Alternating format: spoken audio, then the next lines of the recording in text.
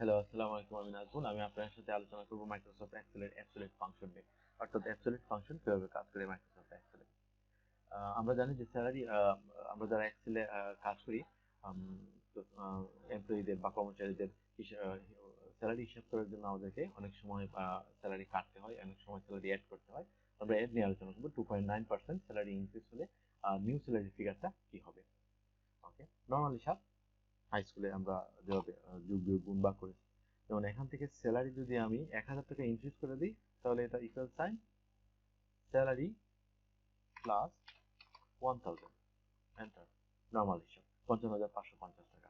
এখান থেকে যদি আমি ড্রাগ করে দেই, তাহলে এটা এক্সিলেন্ট ওয়ার্ক। ওকে, 49,350, 50,350, 1,000 টাকা করে প্রত্যেকের স্যালারিতে 1,000 টাকা করে যোগ হয়ে গেছে।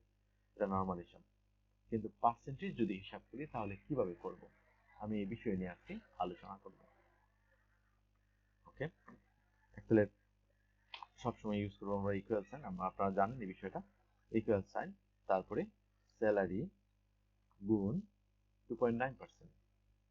এখান থেকে এটা চেঞ্জ হতে পারে 1%, 5%, 6%, আপনার উপর নির্ভর করে আপনি কত পার্সেন্ট দেবেন। এটা আমি জাস্ট দামি হিসেবে 2.9% ব্যবহার করতেছি। ওকে, প্লাস এখান থেকে স্যালারি। ওকে, এন্টার। চেঞ্জ 56,132, 54,550, 56,132 এখান থেকে।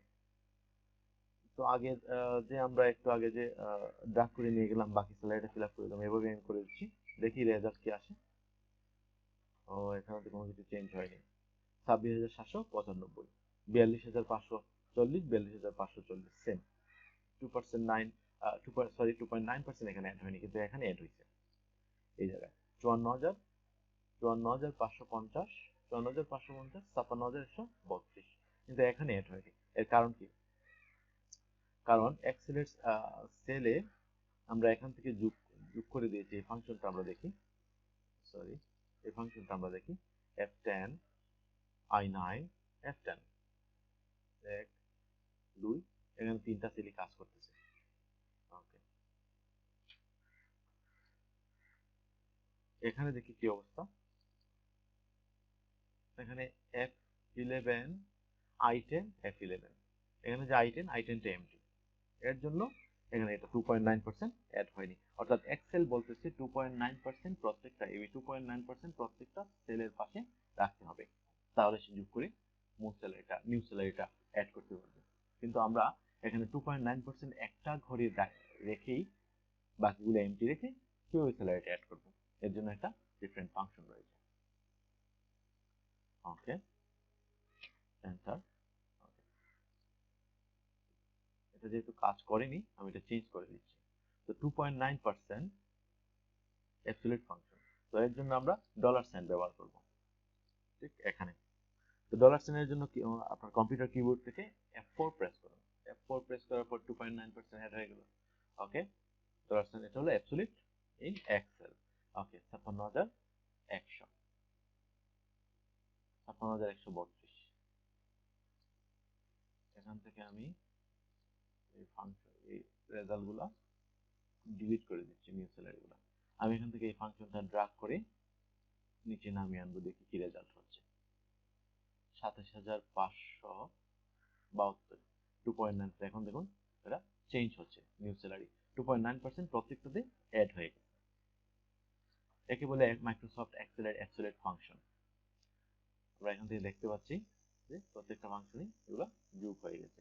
29,913, 2.9%, 74,840, 77,010, 79,760, 82,073, 2.9%। আমরা ফাংশনটা দেখে নিই। দেখেন এখান থেকে কাজ করতেছে সবগুলা। ওকে, এখান থেকে কাজ করতেছে। Okay, F20, dollar sign, I9, F10, excellent work.